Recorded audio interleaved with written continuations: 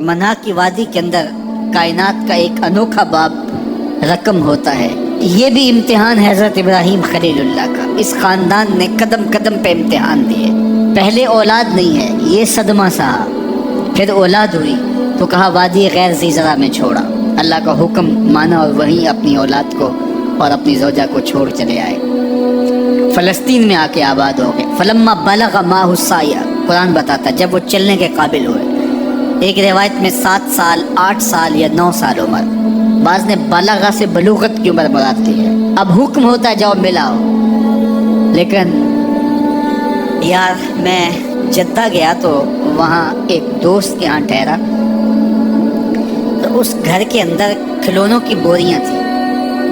तो मैंने उसको कहा कि आप ये कोई कारोबार करते हैं? तो उसका दोस्त भी था साथ, तो वो मुस्करा के कहने लगा कि ये कारोबार नहीं करता, बड़ी देर के बाद अल्लाह ने इसको बेटा दिया है।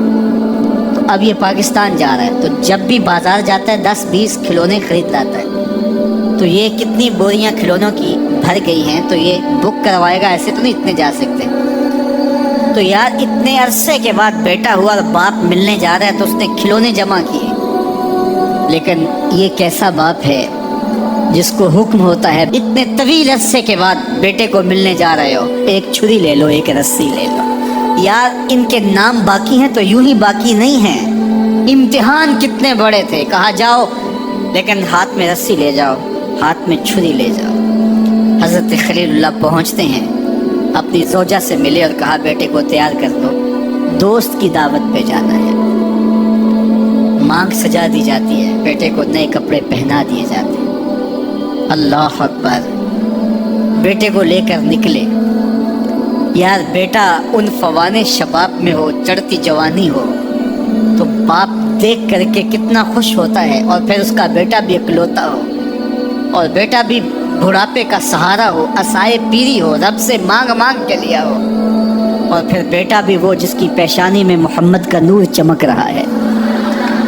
ऐसा बेटा तो चेहरे की बलाएं लेने को जी चाहता है। लेकिन हज़रत खलीलुल्लाह अल्लाह के हुक्म पे उस बेटे को ज़बह करने के लिए हाथ में छुरी और रस्सी दबाए मना की वादी की तरफ बढ़ रहे हैं। शैतान ने समझा कि इससे नाजुक मरहला इस ख़ानदान पे नहीं आ सकता। हज़रत हाजरा के पास पहुंचा। पता है शहजादे किधर गए हैं? कहा उनके बाप ले गए हैं दोस्त से मुलाकात करवाने के लिए। कहा नहीं, वो उनको ज़बह करना चाहते हैं। कहा सोच के बात कर, वो बाप है, ज़बह करेगा? कभी बाप भी बेटे को ज़बह करता है और बेकसूर ज़बह करेगा? मैं जानती हूँ कितनी आहे सहरगाही का नतीजा है वो बेटा। अल्लाह से कितनी रो रो के दुआएं मांगी और वो फर्जंद मिला। कहा वो अल्लाह का हुक्म समझते हैं। तो हज़रत हाजरा ने कहा जालिम तू कहीं शैतान तो नहीं? अगर रब का हुक्म है, मेरी गोद में एक इस्माइल है, काश 1000 इस्माइल होता, राह खुदा में कुर्बान कर देते। इस्माइल अलैहिस्सलाम के पास शैतान पहुंच रहा। इस्माइल पता है तेरे बाप तुम्हें किधर ले जा रहे हैं? कहा कि किधर? कहा कि वो ज़बह करने ले जा रहे हैं। कहा तुम सोच के बात करो। उनकी आंखों की चमक नहीं देखी? मेरी तरफ देखते हैं तो लगता है कि उनकी आंखों से शहद टपकता है और वो मुझे ज़बह कर देंगे। कहा अल्लाह का हुक्म समझते हैं। कहा अच्छा? कहा हाँ। कहा इस्माइल के वजूद में एक जान है, काश मेरे एक एक बाल में जान होती और राह खुदा में कुर्बान कर देता। इब्राहीम अलैहिस्सलाम के पास शैतान पहुंच के बोलता है इब्राहीम अल्लाह को राज़ी करने के और थोड़े तरीके हैं, ज़रूर बेटे को ज़बह करना है। तो वो भी कंकर उठा के मारते हैं और शैतान को रास्ते से हटा के मंजिल की तरफ बढ़ते हैं। कुरान ने वो सारा मंजर बयान किया है। फलम्मा बलग़ माहु साया, बाप बेटे के पास आया और कहा बेटा मैंने ख्वाब देखा है कि मैं तुझे ज़बह कर रहा हूँ। फंजुर माज़ा तरा, बता तेरी राय क्या है? बेटे पर सख्ता तारी हो जाता, आंखें फटी की फटी रह जाती। बाप क्या बोल रहा है? लेकिन ये फैज़ान नज़र था या कि मकतब की करामत थी। सिखाए किसने इस्माइल को आदाब फर्जंद। अल्लाह अकबर। फर्जंद हो तो इस्माइल ज़बीहुल्लाह जैसा। फंजुर माज़ा तरा, बता तेरी राय क्या है? बेटा खामोशी इख्तियार कर लेता। अस्सकूत मिन अर्रिज़ा, तो सुकूत भी रिज़ा से है, उसकी खामोशी भी रिज़ा मानी जाती है। और जब इस तरह की सरासीमगी की कैफियत हो तो खामोशी ही रिज़ा होती है। बेटा कहता ठीक है आप ज़बह कर लीजिए। یہ بھی امتثال امر ہوتا، لیکن بیٹے نے 2 قدم بڑھ کے بات کی. بیٹے نے کہا یا ابا تفعل ما تؤمر ستجدنی انشاءاللہ من الصابرین. ابا جان ذبح کیا ہے، جو کرنا ہے کیجئے. یہ نہیں کہا یا ابا تذبح، ہاں ابا جی ذبح کر لیجئے. ذبح کا جواب ذبح سے نہیں دیا، بلکہ کہا یا ابا تفعل، اے ابا جان کیجئے، ما تؤمر جو بھی حکم ہو. ذبح کیا، جو بھی کرنا ہے کیجئے. رہی بات میری، یہ کام آسان تو نہیں، لیکن میرے اللہ نے چاہا تو صبر کر کے دکھاؤں گا. منا کی وادی ہے، باپ اور بیٹے دونوں نے طے کر لیا. باپ ذبح کرنے پہ راضی ہے، بیٹا ذبح ہونے پہ راضی ہے. یار اسلام من مانی کا نام نہیں ہے، اپنے خواہشات کو پورا کرنے کا نام اسلام نہیں ہے. اپنے آپ کو مالک کے سپرد کر دینے کا نام ایمان ہے، اس کا نام اسلام ہے. یہاں دیکھیے فلما اسلما، جب دونوں نے طے کر لیا، دونوں راضی ہو گئے. باپ ذبح کرنے پہ راضی ہو گیا، بیٹا ذبح ہونے پہ راضی ہو گیا. وَتَلَّهُ لِلْجَبِينِ، اور باپ نے بیٹے کو پیشانی کے بل لٹایا. قرآن نے وہ سارا منظر بیان کیا ہے. اس پر مفسرین کے 2 قول ہیں. ایک یہ کہ الٹا لٹایا تاکہ کفا سے ذبح کروں، گردن کے پچھلے حصے پر چھری رکھ کے ذبح کروں گا، منمونہ چہرہ میری آنکھوں کے سامنے نہ ہو، اور میرے دل کے اندر کوئی جذبہ رحم نہ جاگے جس سے اللہ کے حکم کی تعمیل میں دیر ہو جائے. اور دوسرا معنی یہ کیا کہ آپ جانور قربانی کے لیے جو ذبح کرتے ہیں تو اس کی گردن کو بل دے کے اس کی پیشانی کو زمین پہ لگا دیتے ہیں تاکہ یہ رگیں تن جائیں اور ذبح کرنے میں آسانی ہو.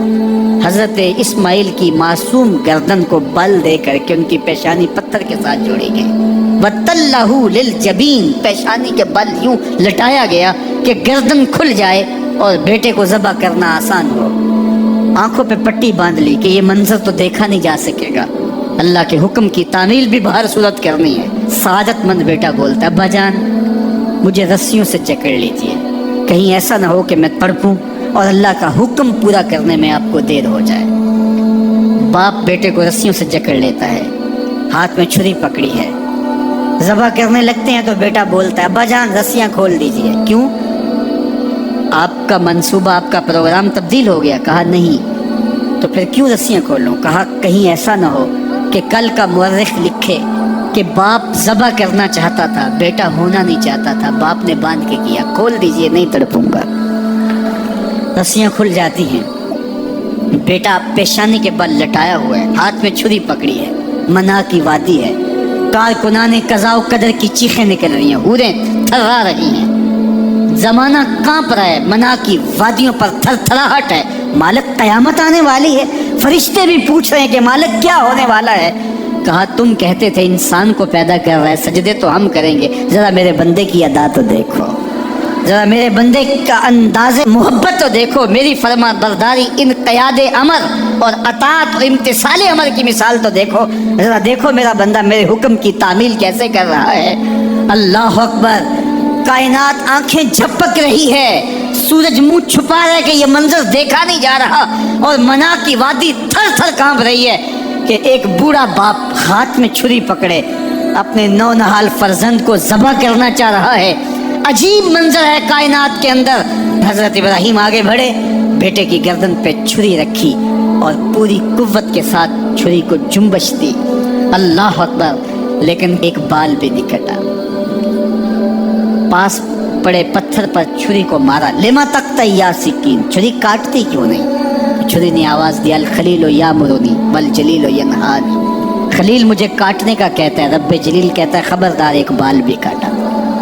کہا چھری تیرا کام تو کاٹنا ہوتا ہے. کہا حضرت آگ کا کام بھی تو جلانا تھا، جس نے آگ کو جلانے سے روکا تھا آج اس نے مجھے کاٹنے سے روک دیا. اس کا یہ مفہوم بھی نکالا جا سکتا تھا کہ میں نے تو چھری چلا دی، اب چھری نے کچھ نہیں کیا تو میرا کیا قصور. اللہ اکبر. دوبارہ چھری تیز کی اور حلق پر چھری کی نوک رکھی اور اپنا سارا وزن ڈال دیا. گردن کٹ گئی، خون بہنے لگا، اور دل میں تھا کہ اتنا بڑا کام جو میں نے کر لیا. لیکن جب پٹی کھولی تو دیکھا منظر بدلا ہوا ہے. جس کو بیٹا سمجھ کے ذبح کیا وہ بیٹا نہیں تھا، دمبا تھا. اور جبریل امین پاس کھڑے ہیں اور اسماعیل مسکرا رہے، بے ساختہ زبان سے نکلا اللہ اکبر. تو حضرت اسماعیل بولے لا الہ الا اللہ واللہ اکبر. जिब्रील बोले अल्लाह अकबर वलिल्लाहिल हम्द। अब यकीन था कि ये सारा एहतमाम उधर से, जिब्रील का आना और दुम्बा पड़ा है और ज़बा पड़ा है और जिब्रील अमीन मौजूद हैं तो ये यही लेकर आए होंगे और बेटा मुस्करा रहा है। ये सारा मंजर, ये करीना हालिया बता रहा था कि ये सारा उलूही एहतमाम है, रब ने कुर्बानी कबूल कर ली।